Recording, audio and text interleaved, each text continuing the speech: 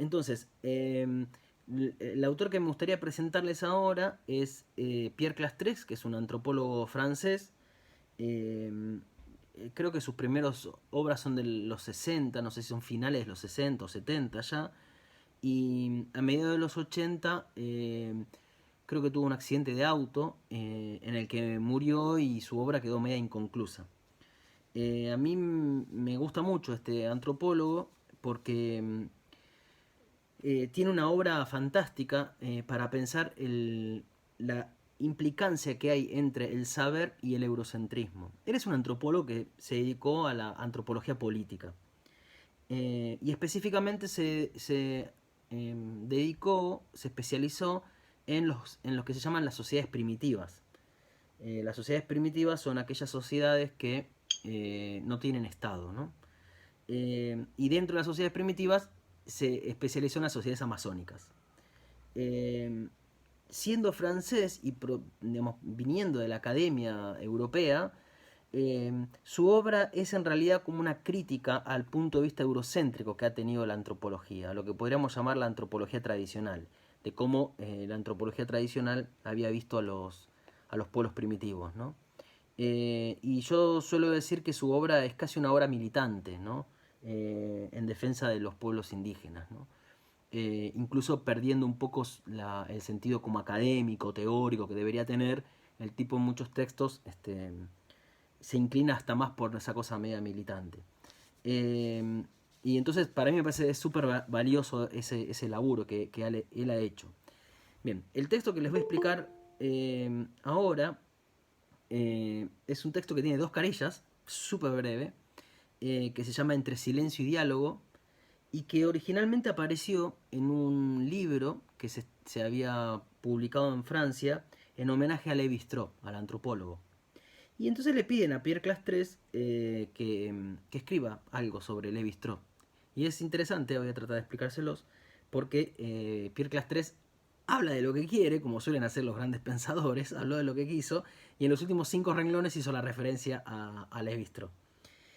Yo voy a ir explicándoles un poco y leyéndoles el texto, casi como una lectura de texto, casi renglón por renglón, eh, para ver qué, qué dice Clastres sobre la relación entre la antropología y el eurocentrismo o la relación entre Europa y el poder colonial. Bien. Eh, entonces yo les voy a ir leyendo algunas cosas y vamos a ir comentándoles y van a ver la riqueza del planteo que hace Clastres. Bien, él dice, él empieza así el texto, dice, los salvajes, como se sabe, desaparecen desde que en el siglo XVI el occidente triunfante ha lanzado su técnica, su moral y su fe a la conquista de los trópicos. Las culturas primitivas, tal vez demasiado frágiles y desarmadas en un combate tan desigual, se apagan una tras otra, y así, desposeídos de sí mismos, esos hombres diferentes que devuelven al primer silencio selvas y sabanas en adelante desiertas, se ven condenados a la extinción y a la muerte, pues pierden el gusto por la vida. Eh, una de las primeras investigaciones que hizo Clastres la hizo en una cultura del Paraguay que eran los indios guayaquíes. Él asiste al momento en donde estos guayaquíes están abandonando su modo de vida seminómada que tenían y están hacia la fuerza, están integrándose a la vida del blanco, ¿no? En los años 60 fue esto. Y él escribe, a partir de esa experiencia que tiene con estos indios de Paraguay, un libro que se llama Crónica de los Indios Guayaquíes, súper recomendable, se los recomiendo para que lo lean, es hermoso el libro y está muy bien escrito, y es una crónica en realidad, no es un libro de antropología en donde él como antropólogo intenta explicar y dar cuenta de ciertas estructuras vinculadas con el parentesco, con la mitología, con los rituales, con las creencias, los temas propios de la antropología, pero básicamente es la crónica de cómo desaparece un pueblo, ¿no? La crónica como de la catástrofe que está sufriendo un pueblo. Y tiene como un tono nostálgico el libro que lo vuelve un libro muy bello y muy triste al mismo tiempo, ¿no? Porque tiene que ver con esto, ¿no? Pierden el gusto por la vida, ¿no? Entonces, Clastres va a empezar explicando en este texto las consecuencias que tiene la llegada de la cultura occidental europea a esos mundos no europeos. Y sobre todo en relación a los pueblos primitivos, ¿no? Que son estos pueblos que no tenían Estado. Ustedes me interrumpen cuando quieran, chicos, no hay ningún problema. Y comentan lo que quieran. Dice, un balance tan trágico y la conjunción permanente entre la expansión de la civilización europea y el aniquilamiento de las culturas primitivas obligan a preguntarse si no se trata de algo muy distinto de un accidente sistemático. Este texto es de fines de los 70, creo. No, del 68 es. De principio de los 70. Nosotros particularmente, además nosotros latinoamericanos, tenemos muy asumido, ¿no? Que nadie va a discutir, digamos, lo que fue la conquista, nadie va a discutir que no era una misión civilizatoria, que mucho menos tiene que ver con llevar, no sé, el progreso. Ya sabemos que todo eso no se ha ido. Ahora, a finales de los 60, desde Europa, no estaba tan aceptada esa idea. Ni siquiera hoy está tan aceptada esa idea, ¿sí? Porque Clastres, lo que dice Clastres no ha calado en el sentido común de nuestro mundo. Nosotros seguimos viendo a los pueblos primitivos como pueblos inferiores, ¿no? Nosotros seguimos reproduciendo la idea de que ese es un otro al que le falta un montón, ¿no? Le falta progreso, le falta técnica, le falta un montón, ¿no? Y acá Clastres va a hacer una denuncia de la civilización europea, ¿no? Y no de esos otros. Y dice, seguramente es algo más que un accidente sistemático. ¿A qué se refiere? En algún cálculo que aparece en... Hay distintos cálculos que los historiadores han hecho en relación a esto, pero el que les voy a decir aparece en el texto de Todorov, La conquista de América. Se estima que al principio de la conquista, justo antes de la conquista de México, en 1520, en América había 80 millones de personas. Y que para el 1600 quedan 10 millones de personas. ¿Sí? De 80 a 10 millones. Eso claramente no es un accidente sistemático, no es algo que ocurrió inevitable. Bueno, hay que explicarlo. ¿Cuál es la estructura? La estructura que explica la desaparición de estas culturas. Y no algo inevitable, que bueno, frente a una cultura superior, las inferiores van desapareciendo. Bien. Dice, en efecto, más allá de las matanzas y las epidemias, más allá de este singular salvajismo que el occidente transporta consigo, más allá del salvajismo que el occidente transporta, o sea, los salvajes son los occidentales, parecería existir inmanente a nuestra civilización y constituyendo la triste mitad de sombra en la cual se alimenta su luz, la notable intolerancia de la civilización occidental ante las civilizaciones diferentes, su incapacidad para reconocer y aceptar al otro como tal, su negativa a dejar subsistir aquello que no es idéntico a ella. Tremendo, ¿no? Ese tipo lo dice, pero sin ningún matiz. La absoluta intolerancia que tiene la civilización occidental frente a las diferencias. Es decir, Occidente ha sido completamente intolerante, como impermeable frente a las diferencias. Y sobre todo en relación a la conquista de América, ¿no? Sobre todo en relación con la conquista de América. A mí siempre me gusta poner este ejemplo. Gran parte de América ha tenido un contacto con España durante 500 años. 500 años. Y lo seguimos teniendo, ¿no? Y tal vez ahora con el siglo XX podríamos pensar qué tipo de influencias hay. Ahora, piensen qué elementos de las culturas americanas forman parte de la cultura actual española. Porque nosotros tenemos elementos de la cultura española, ¿no? Y tenemos elementos de culturas africanas, indígenas. ¿Cuáles son los elementos? No sé, desde las ideas, desde las estéticas, desde las comidas, ¿qué elementos pertenecen a la cultura española que hayan venido, que se hayan originado en América, un continente con el que España tuvo, bueno, 500 años de historia, ¿no? 300, 400 años, pongan la fecha que quieran, no me importa.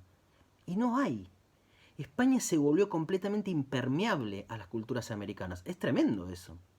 Que no le había pasado con las culturas árabes musulmanas, ¿no? Porque nosotros vamos a España y vemos que hay toda una región que tiene una influencia de la cultura musulmana que había habitado parte de España. De América, con la que tuvo 500 años de contacto, no tuvo influencia. Y uno dice, bueno, pero ¿qué elementos de las culturas indígenas le van a dar? Bueno, ya eso es partir de la idea de que entonces acá no había nada valioso, y sabemos que sí lo había. Ahora, es un hecho curioso, porque a veces hay cosas que son inevitables, esos contagios, ¿no? Esas mezclas, esos contagios, ocurren hasta más allá de la voluntad de los conquistadores. Ocurren, inevitablemente. Ni noticias. Eso es un poco lo que está denunciando Class 3, ¿no? La absoluta intolerancia de la cultura occidental frente a todo lo que no sea occidental. Y así fue la historia, ¿no? Pues así fue después el colonialismo en África y en Asia. Es la intolerancia ante lo diferente. Lo diferente no puede seguir siendo, ¿no? No sé si estuvieron viendo los acontecimientos de las últimas semanas, a partir del asesinato de este George Floyd en Estados Unidos, empezaron a haber algunas manifestaciones en Europa, ¿no? Y no sé si lo vieron, en Gran Bretaña y en Francia empezaron también a hacer algunas manifestaciones en contra, por ejemplo en Inglaterra, de algunas estatuas que eran como referentes y que habían sido tipos que habían estado recontra comprometidos o con la esclavitud o con el colonialismo, ¿no? Y entonces la están sacando. Claro, si van a empezar a sacar todas las cosas que tienen un compromiso con el colonialismo, me temo que van a tener que terminar sacando el Big Ben, la ropa que llevan puesta y todo, porque el mundo moderno se origina en la conquista y en la esclavitud. No habría mundo moderno, no hubiera existido la Europa, esto es lo que voy a tratar de explicarles más adelante con Dussel, no hubiera existido Europa sin ese comercio triangular que generó la esclavitud, ¿no? De África a América y de América a Europa. Europa nace por la esclavitud. Entonces, si tenemos que empezar a sacar de nuestra cultura las cosas que estén manchadas de esclavitud, manchadas del sometimiento de los negros en África, en definitiva, me tengo que sacar encima el propio capitalismo, ¿eh? Y también tendré que sacarme encima mi bienestar de primer mundo, mis servicios, mi educación, porque todo eso se sostiene, porque eso forma parte de la sociedad capitalista, de pertenecer al centro del mundo, se sostiene con el orden mundial que nace con el comercio triangular. Con lo cual hay que ver hasta dónde van esas manifestaciones. No sé si se entiende, pero si vamos a empezar a sacar todo lo que está manchado con la sangre de la esclavitud, no sé si va a quedar mucho. No sé si va a quedar mucho. Voy a seguir con clase 3. Bien. ¿Vamos bien? ¿Sí? Comenten, digan lo que quieran. Los encuentros con el hombre primitivo, dice, se han producido casi siempre con el estilo de la violencia, grosera o sutil. O con otras palabras, descubrimos en el espíritu mismo de nuestra civilización y a lo largo de su historia la vecindad de la violencia y la razón, que es lo que había dicho la triste mitad oscura. La vecindad de la violencia y la razón. Y esto es un poco lo que va a querer explicar Class 3 en este texto, que es lo que voy a empezar a explicar ahora. La vecindad entre violencia y razón. Es una idea que está en muchos de los autores de la poscolonialidad y de la colonialidad.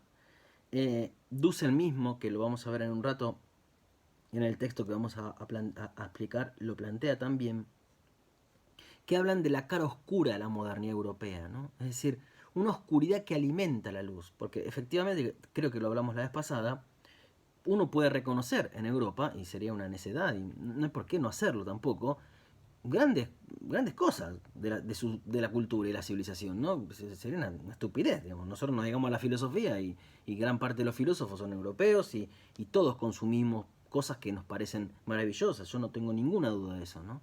Ahora, lo que hay que entender es que ese aspecto luminoso, esa cara luminosa de Europa, que por lo general es la que miramos, en el ejemplo de Tevez que le daba la vez pasada es eso, ¿no? Miro la parte luminosa, según Class 3, está sostenida en una parte oscura que supone que entonces la razón es como la otra cara de la violencia y la violencia la otra cara de la razón.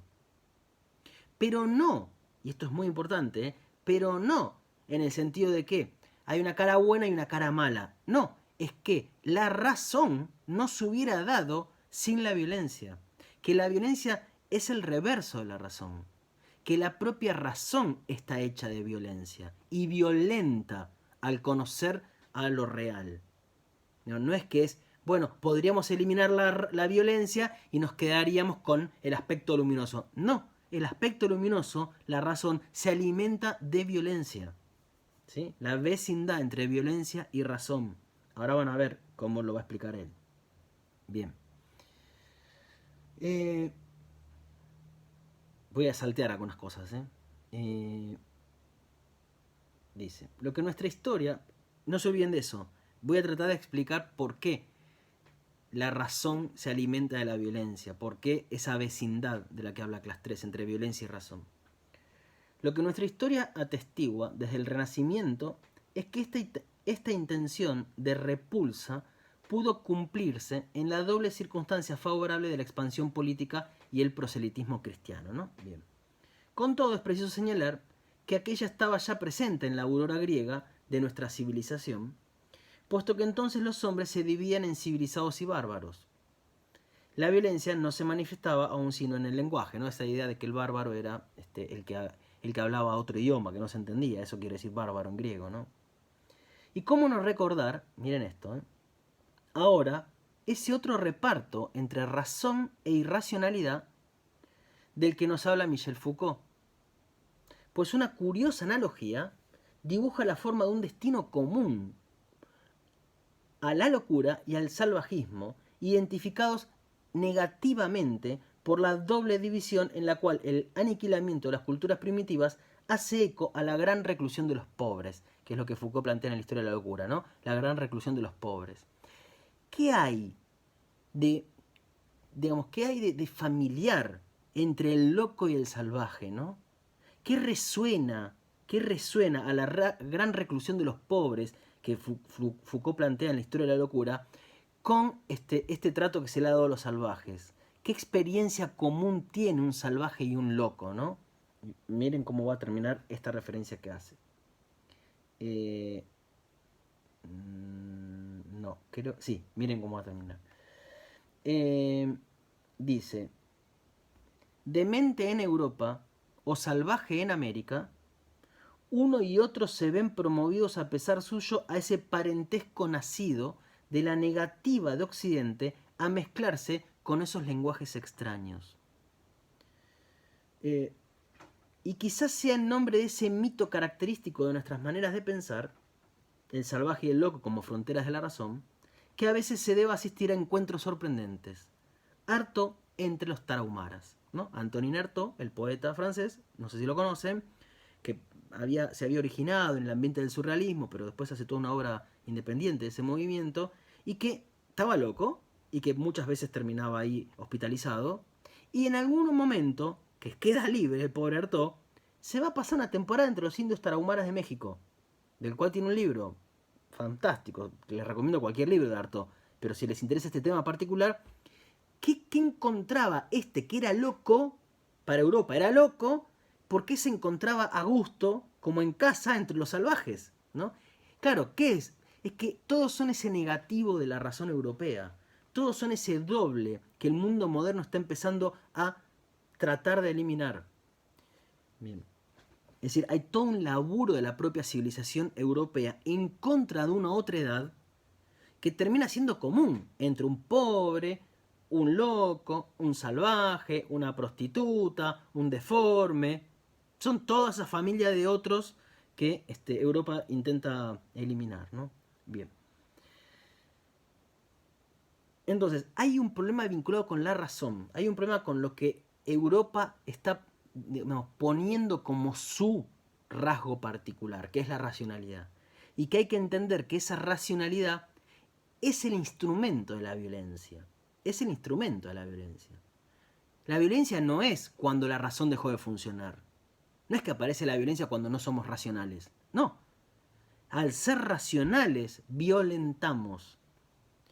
Para el que le interese, Una línea distinta, que no la toma Class 3, pero que se podría tomar para entender esto, es la línea de parte de la, digamos, de la escuela de Frankfurt, si les interesa, Adorno y Horkheimer, por ejemplo, en Dialéctica de la Ilustración, o en otros textos de Horkheimer, que hablan de la razón instrumental, que dicen algo desde Europa, sin la variable como colonial, sin pensar que esto es un problema europeo en contra de los otros no europeos, pero sí estos filósofos, y creo que eso los hace grandes también, han visto que la racionalidad que planteó la modernidad europea, y que tal vez proviene de Grecia, es una racionalidad que permite el dominio del objeto conocido. Esa es la razón instrumental.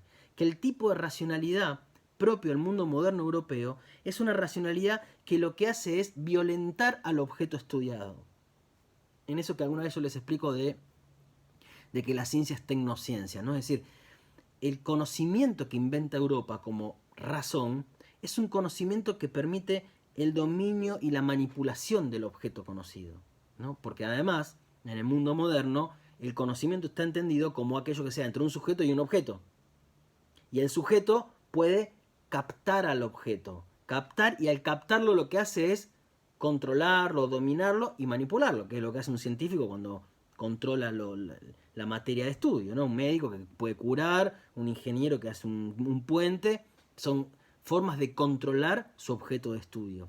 Con lo cual, es la propia razón la que reduce el objeto de estudio a ser un objeto manipulable. Y no es que la violencia y el dominio y la manipulación son ajenas a la razón. No, forman parte de la razón. Bien. Entonces,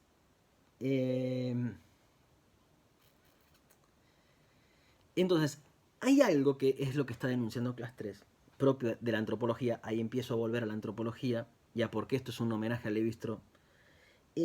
Hay algo que Class 3 denuncia, que es, en los fundamentos epistémicos de la disciplina, y si quieren, en el concepto general de conocimiento que tiene Europa, se juega algo peligroso para el conocimiento del otro, que es la idea de que conocer es lo que hace un sujeto sobre un objeto. Un sujeto sobre un objeto. Y que el sujeto puede conocer al objeto que tiene una posición pasiva y que se deja conocer. Claro, en la antropología, el objeto es una cultura, es un otro cultural, ¿no? En este caso, qué sé yo, pensemos en Class 3, son los guaraníes, son los guayaquíes. ¿Es lo mismo estar hablando de un árbol o una especie que de una cultura? Sobre todo cuando sabemos que el mismo hecho de que el sujeto hable sobre el objeto, sobre, eso quiere decir que lo represento, que hablo en nombre del objeto, pero también que ocupo una posición jerárquica con respecto al objeto. ¿Sí? Son dos cosas. Hablar sobre el objeto, que el sujeto hable sobre el objeto, quiere decir dos cosas que no, son las dos igualmente importantes. Una, que el sujeto se arroga el derecho de hablar en nombre del otro. El otro no puede nombrarse a sí mismo. Es lo que vimos con Said y el orientalismo. El otro no se puede nombrar a sí mismo. No puede hablar. Soy yo el que habla del otro. Y la otra es que entonces yo ocupo un lugar de superioridad, porque estoy por encima del otro. Bien. Entonces, dice Class 3. Les voy a seguir leyendo un poco más. Y ahí me voy acercando al final del texto. Dice: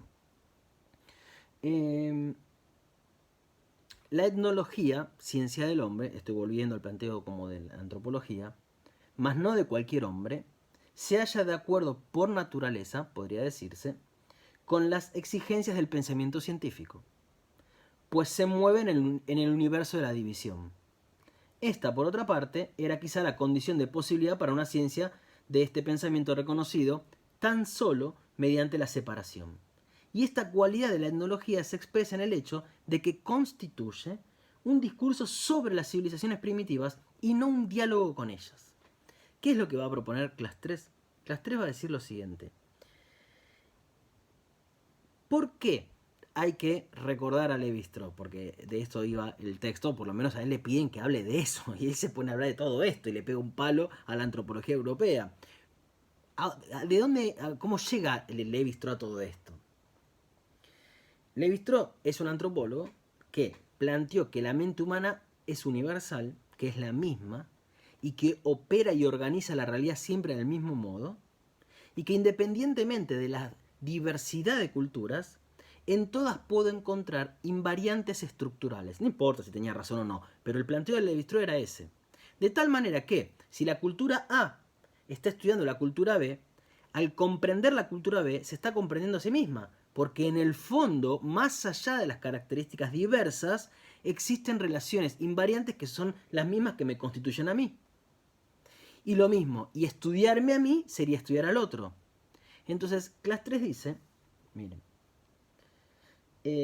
no obstante, aun cuando esa experiencia de la división, o más bien por ello mismo, la etnología, parece ser el único puente extendido entre la civilización occidental y las civilizaciones primitivas. Claro, aunque es cierto que la etnología es un intento de llegar al otro, ¿no? O, si aún es posible, un diálogo entre esos extremos separados, la etnología es la que permitirá que Occidente lo entable. No, está haciendo una defensa, bueno, la antropología sería quien puede establecer el diálogo, ¿no?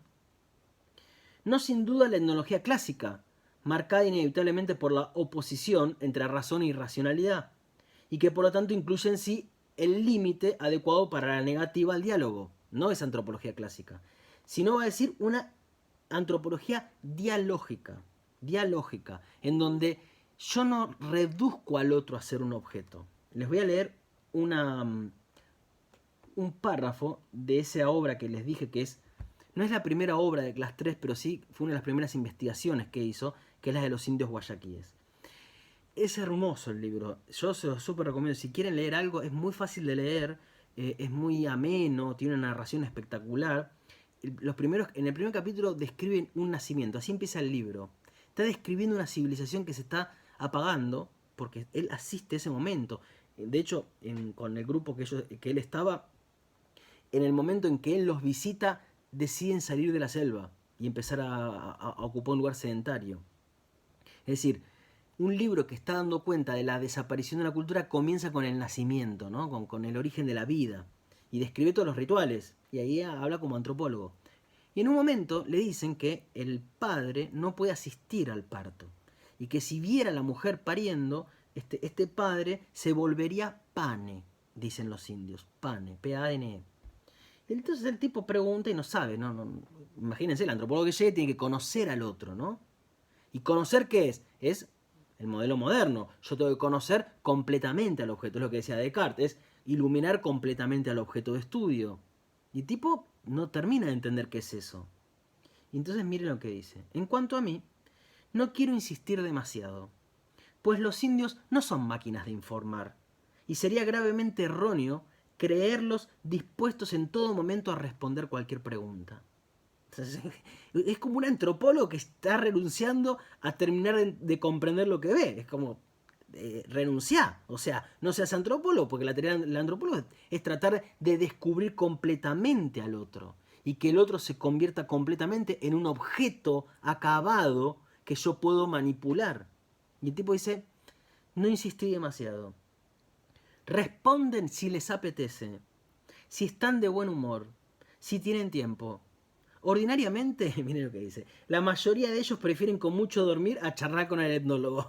Claro, esto parece una tontería, pero ustedes piensen que por mucho tiempo el antropólogo europeo que llega con una, digamos, con una certeza de su superioridad y con una certeza de la misión civilizatoria que está realizando y con una certeza de la superioridad del conocimiento. Incluso cuando no fueran casos digamos, de agresión, de malos tratos, para nada, ¿no? Porque los antropólogos no han tenido esa historia con los pueblos no europeos, pero sí han tenido esa certeza del hombre europeo, de creer que están conociendo y que están poniendo el conocimiento sobre ese otro. La mayoría de las veces prefieren con mucho dormir a charlar con el etnólogo. Y en cualquier caso, los mejores informes son con frecuencia los que espontáneamente comunican los indios, ¿no? Es decir, lo que les sale sin que uno se los haya pedido. Sea como sea, Chachugui ha comprobado todas sus flechas, está a punto de partir e incluso parece tener mucha prisa. Bueno, ahí termina el capítulo. Es decir, el conocimiento ya no pretende agarrar completamente al otro, ya no pretende totalizarlo, convertirlo en una cosa, porque el otro es un sujeto también. Y el conocimiento tiene que surgir en el diálogo entre dos sujetos, no entre un sujeto y un sujeto y un objeto, sino entre dos sujetos que dialogan y que se produce un conocimiento del que no tenemos nunca un dominio completo, porque no depende de mi sujeto, sino que es un conocimiento que debería surgir y no lo que yo espero y lo que yo necesito comprobar, yo como investigador o como sujeto, ¿no? Y como sujeto de una cultura que está investigando otra cultura. Y en eso, Class 3 dice, ahí arranca, con Levi-Strauss arranca esta posibilidad de modificar el fundamento epistémico de la antropología, que debería correrse de ese esquema sujeto-objeto para ponerse en un esquema dialógico. Después va a venir una teoría antropológica que va a tener como método el diálogo, ¿no? Después de Class 3, en la actualidad hay líneas que van en ese mundo. Bien, y entonces me parece que este planteo de Class 3 desde la antropología hace al mismo tiempo una denuncia de lo que ha hecho Europa con todo lo que sea diferente y muestra de qué manera se podría pensar de otro modo al conocimiento. Es decir, denunciando a las propias bases del conocimiento, no solo a lo que decimos, no solo a los contenidos, no es simplemente decir, ah, no, los indios son buenos, no son malos. No es solo cambiar el contenido, es cambiar el modo en que entendemos cómo se produce el conocimiento. Ahí arrancaría la deconstrucción del eurocentrismo de las ciencias sociales, ¿no? Que es un poco lo que estuvimos viendo la vez pasada con Wallerstein. Muy bien. Bien, ¿estamos bien?